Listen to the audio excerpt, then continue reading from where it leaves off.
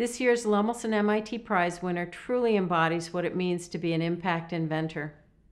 I'm honored to recognize Dr. Friesen, whose inventions help address critical issues that hinder social and economic advancement in the developing world, including lack of access to fresh water and resilient energy access.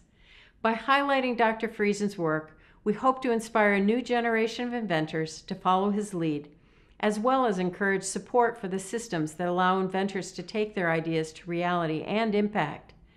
Thanks to our hosts here at EmTech for joining us in celebrating this year's winner, Cody Friesen.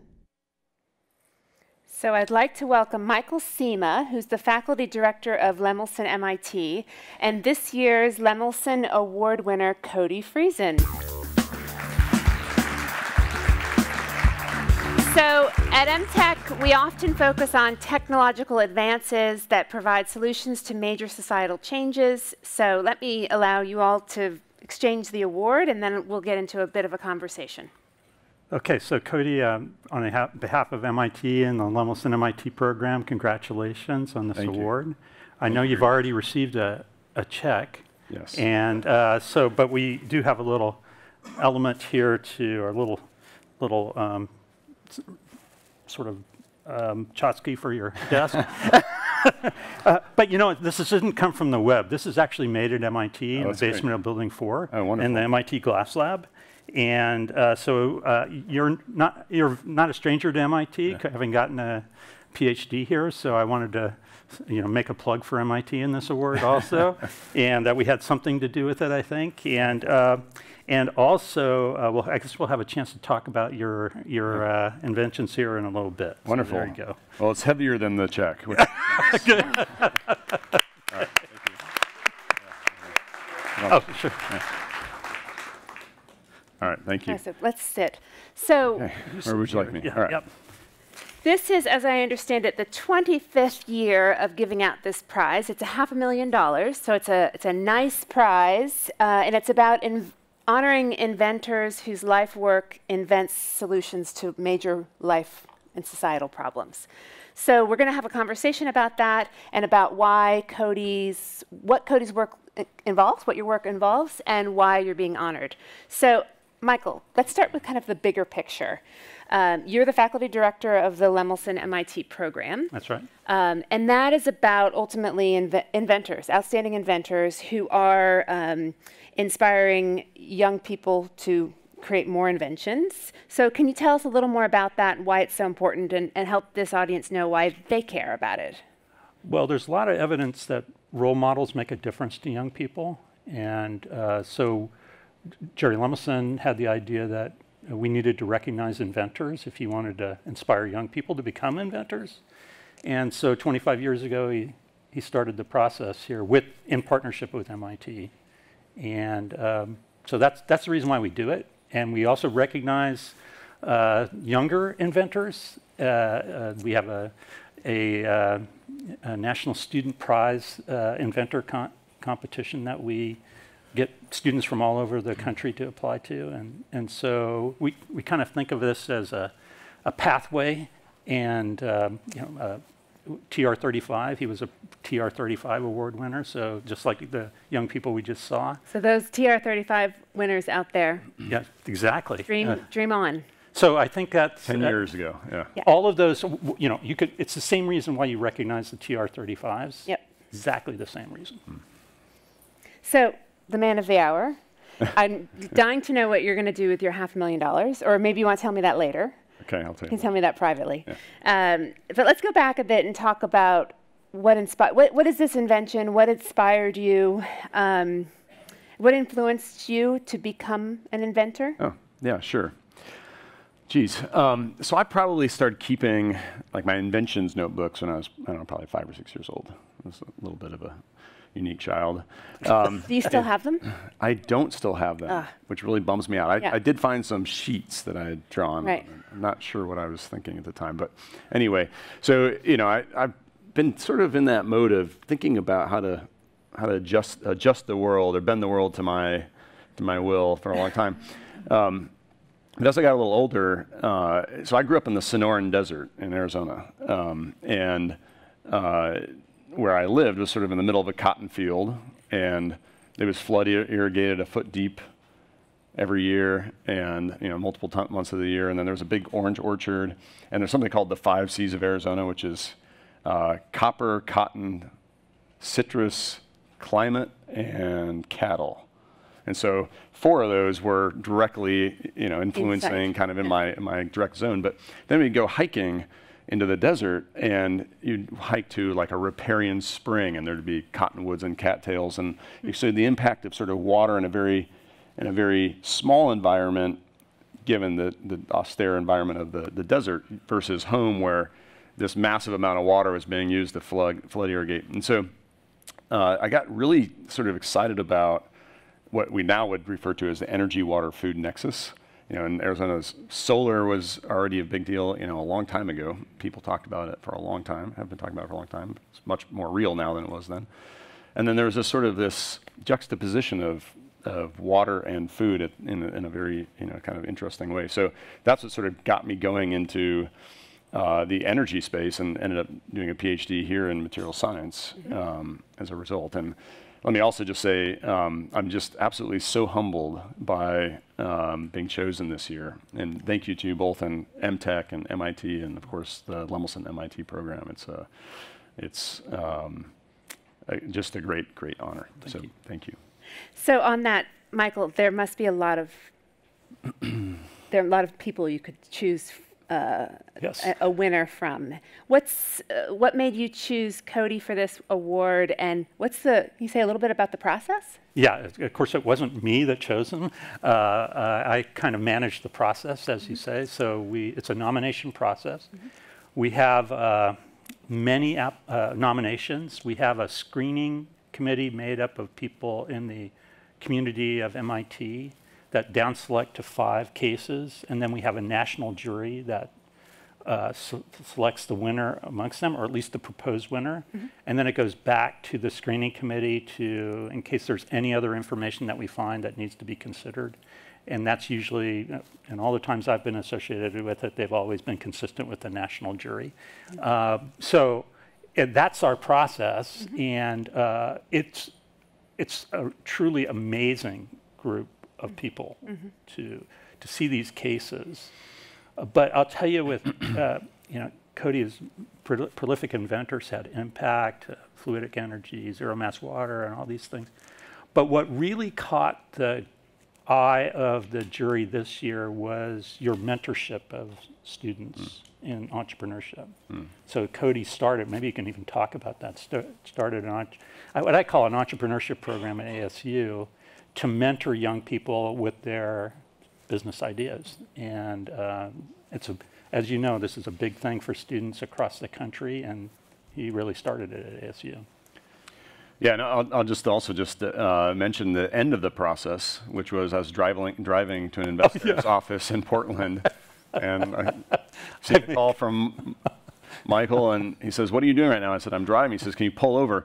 So I naturally assumed that something bad has happened, right? And then I'm glad I did, because it was obviously very exciting news. But yeah, so we started a few years back something called the ASU I/O, the ASU Innovation Open, which is somewhat modeled after the MIT 100K, but we're now, I think this year we're going to give away $450,000. Yeah.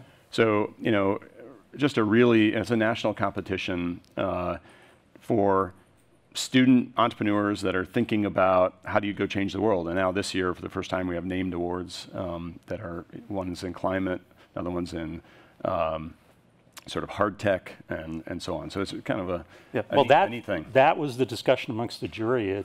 Of course, we had all this information on all these inventions, but they centered on that. And why are we giving this prize? Well, it's for things like that. Right, because it sort of has this leverage. So what are we seeing here, Cody? What are these images of? Tell us about what your inventions really focus on. I think you're mostly looking at harnessing solar power, if I'm not wrong. Can you explain that, what you were solving for, and how you really think about inventing for big, pressing societal humankind problems? Yeah, so what you're seeing are various installations of source hydro panels in arrays. The one that's up right now is in East Timor, which, although that looks gorgeous and like a wonderful vacation spot, the indigenous people that live there have massive water stress issues. And so that was actually one funded by Conservation International. This is a school in Australia. But what we were thinking about is, so my background's in renewables and built Fluidic Energy battery company, and was really thinking about the fact that solar was getting very inexpensive, the fact that now we have 5 billion smartphones around the planet, so you're essentially information poverty is almost eliminated, if I can go that far. Energy poverty is decreasing, and yet because of the mega trends around water, right, climate change, pollution, overdraw, et cetera, because of all of those, it's driving other mega trends like female empowerment issues related to 40 billion hours a year spent fetching water in Africa alone. One person dies from waterborne illness every 10 seconds on the planet. And so these things started to flow together. We think about renewable energy, what we really are all talking about is renewable electricity, right? And that's about 20% of the global energy mix. The other 80% is transportation, embedded energy in stuff, embedded energy in food, and of course embedded energy in good water. And so thinking about this kind of this renewables 2.0, how can we take renewable energy to renewable resources? And so then clicked into, okay, let's go try to see if we can't fundamentally alter the trajectory on water. And so ultimately what we do for water is what solar did for electricity. This is a little boy named Martin on the island of Vanuatu. Their water infrastructure in their village was taken out by Cyclone Pam, and so that was a Asian Development Bank funded project. And so we're building arrays that are from small, a couple panels at a home, all the way up to multiple thousands of panels for whole communities, now in 33 countries around the world, and growing rapidly. So it's very exciting. It's an incredibly humbling business to build because, like, you get a picture like that of Martin, every week, and it's like, wow, okay, cool.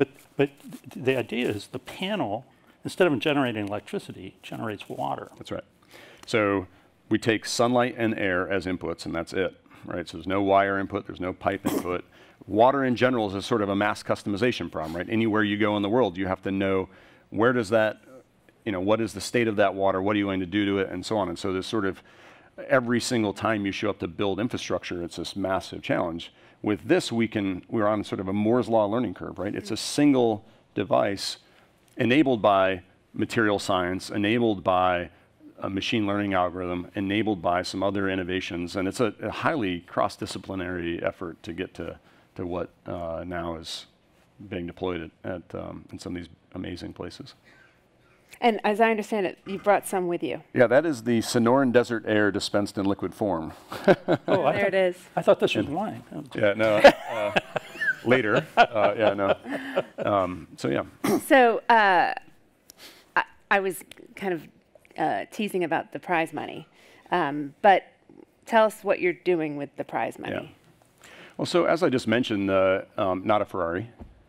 Like not even a vacation? Well, no. So, this, again, this device was, so maybe conceived by me, but it's really been a phenomenal cross-disciplinary effort of computational fluid dynamicists, data scientists, material scientists, et cetera, and some really amazing engineering work that went behind that. And so when I got the news of the award, it was, okay, what can we do, right, to really go and honor the work that's gone into to what became source hydro panels. And so that you saw those really beautiful images of East Timor from above. That was actually funded by Conservation International. Oh, by the way, real quick, this little girl, look at her pink nail polish first. Yes. Just look at that. The chipping, it can be you, it could be your daughter. Yeah. And then kind of move to her eyes. This little girl is a Syrian refugee who found her way to northern Lebanon. And she's lost everything, her home, her family, her country. And in this place, they didn't have good water. And so now they do. And anyway, this picture is one that I cherish. But anyhow, so I called up my buddy Jen Morris, who's the president of Conservation International. And I said, hey, do you have like a great place that has about 70% of all the natural lands today are controlled by indigenous peoples. Do you work with any indigenous peoples that are doing a really good job of managing their land? So there's this group of Wayuu indigenous in Guajira, northern Colombia, that are under massive water stress, and over the last 10 years, they've gone from eating green sea turtles as part of a cultural practice to protecting and helping to grow that population. And so we are going to solve their drinking water issues with the prize. Wow, fantastic. Yeah. Well, it's wonderful to see the photographs, because I think it does actually not just focus on the invention, but the impact of the invention. So thank you, Michael. Thank you. Congratulations, Cody. Thank you and very this much. is obviously a very well-deserved honor and award. So well done. Thank you very much. Yeah. Thanks again. I appreciate it. So I hope you'll all join us in the reception that follows. We will be honoring and celebrating Cody, and tomorrow morning we will be back in this room for day 2, starting at 9 o'clock. Thank you all.